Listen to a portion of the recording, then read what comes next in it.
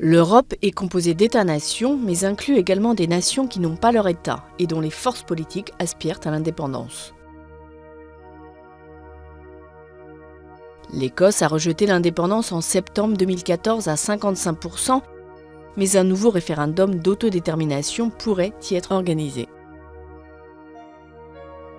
En Espagne, c'est en Catalogne, région la plus riche du pays, que les volontés séparatistes sont les plus fortes. Les indépendantistes y ont obtenu la majorité au Parlement régional en septembre 2015. Un autre foyer indépendantiste est le Pays basque.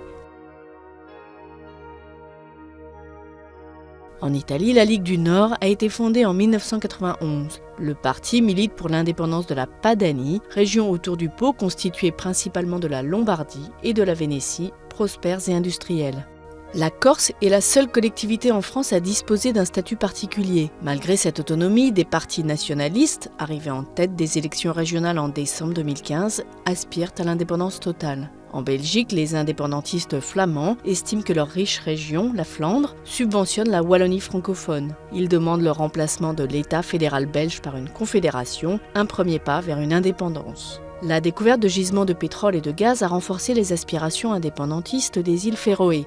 Ce territoire de 18 îles bénéficie d'un statut d'autonomie interne et rêve de rompre les amarres avec le Danemark.